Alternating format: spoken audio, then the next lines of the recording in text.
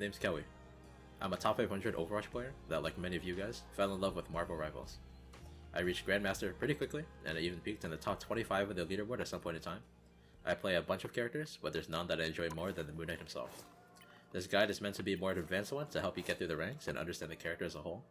We'll begin with some baseline structure, then move into the gameplay loops, one of the most important things in my opinion, and then we'll finish with a bunch of tips and tricks, including his ultimate, his counters, his synergies, and everything else. To begin, it is extremely important that all Moon Knight players understand these two golden rules of the character. You must go high ground, and more importantly, you must go second. The first one is really self-explanatory. It's a rule in almost every competitive video game.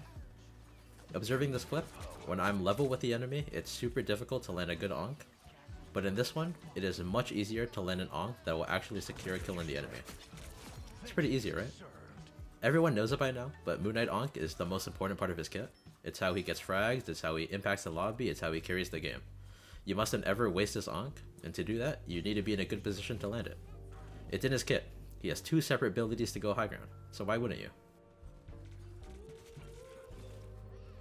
One thing I've learned from basically every coach I've had on Overwatch is the concept of a turn.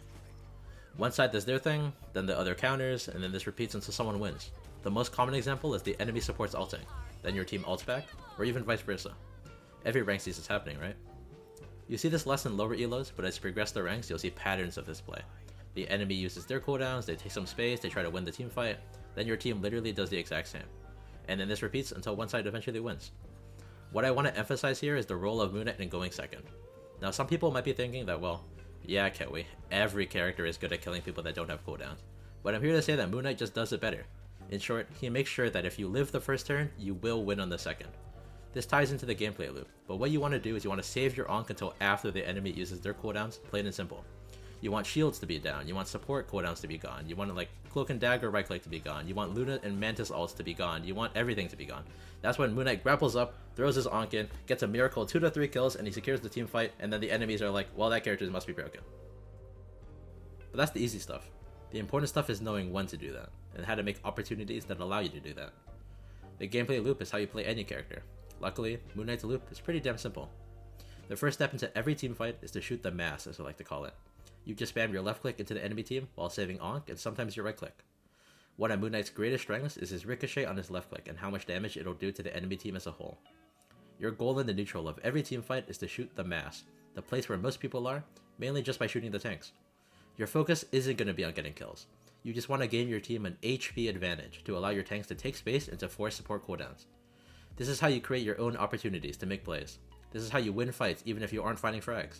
This step is so incredibly crucial as it helps you farm ult, it'll whittle away the tank health bars, and you'll be just amazed at just how many cooldowns it forces out of the supports. However, the next step is what makes Moon Knight truly shine. After you pressure the mass enough, you'll see opportunities for Moon Knight to hit the engage. Most of the time, it'll be from the enemy being forced to make a poor engage, a bad use of their turn. Then Moon Knight looks to grapple/jump high ground, Ankh as many backline heroes as you can, then left click, right click, and left click. This combo is almost guaranteed to kill any squishy hero if two conditions are met. 1. The Ankh placement is good, and 2. The enemy do not have any cooldowns left. Notice how the two golden rules from before ensure that this is the case. Though of course, there are other scenarios that may happen that mandate that you do something else. After you shoot the mass, there is sometimes a window where you can push the advantage and eliminate the backline anyways. Though it's not obvious, it's still the case that you are going second because the enemy used their turn, but instead of pushing in with it, they just use cooldowns to sustain their team. This is the fundamental gameplay loop of Moon Knight in a nutshell. You shoot the tanks, you force the cooldowns, you kill the squishies. It almost always has to happen in this order. Too many times do Moon Knight players skip the first part and they go all in on the first turn. The fight just started and that you already used every single cooldown looking for kills that are impossible to get. If you ever feel like you're not getting kills with Ankhs, you should rewatch your gameplay and see if your gameplay loop is actually proper or not.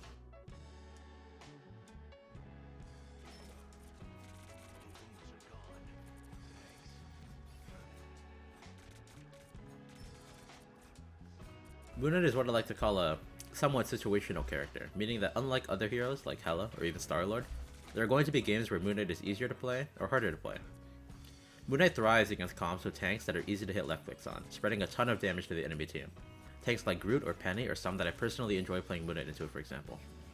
Moon Knight is also great into characters that stay far back and are relatively squishy, like most supports and DPS heroes like Punisher, Widow, and Bucky. For counters, Moon Knight struggles extremely hard against one class of heroes, characters that aren't on the ground. Iron Man, Star-Lord, and especially Spider-Man are Moon Knight's biggest counters, and it is almost impossible for you to ever kill them unless you hit some crazy shots. Moon Knight also struggles against dive heroes, but characters like Panther, Psylocke, and Magic are outplayable if you have good enough positioning, like taking the high grounds and playing with your supports.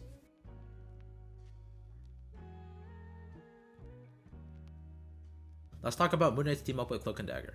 To put it bluntly, it's almost as if it's non-existent. Moon Knight gains this new ability that allows him to deploy a small cloud in which he is completely invisible to the enemy team. Cloak and Dagger is a pretty common pick in ranked in all ranks, so this team up is active a ton. Yet I always find myself avoiding using it. So why is that? The rare times that it do work is during this really scrappy brawl, where both teams are right on top of each other, and you drop it on yourself and you take attention off your character. But most of the time, Moon Knight wants to be on high ground, and when you drop it on high ground to hit that onk play, it'll just simply attract more attention to you. Overall, this team up is like one of the worst in the game in my opinion, especially when other characters get buffs like Iron Man's Gamma upgrade or even Namor's Ice Squid. Moon Knight's ult is similar in a sense that is overall quite weak. Ults should be abilities that allow the user to impact the game by themselves, but Moon Knight's is so easily dodgeable that it's laughable.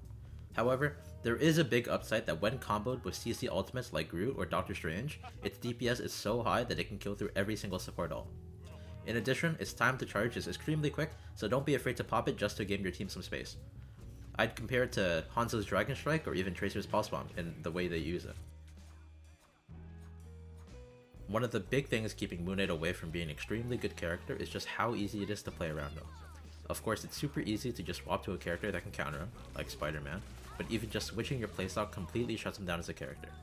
One of his biggest weaknesses is the fact that he must use all of his cooldowns at once. You grapple and jump high ground, you onk, and you left click and right click the enemy backline. After that, well, Moon Knight has nothing left. If the squishy heroes simply survive this turn by keeping an eye out on the high ground or saving an ability or two, then Moon Knight is simply not a character for the next 13 or so seconds, giving the enemy team a chance to push in and win the fight.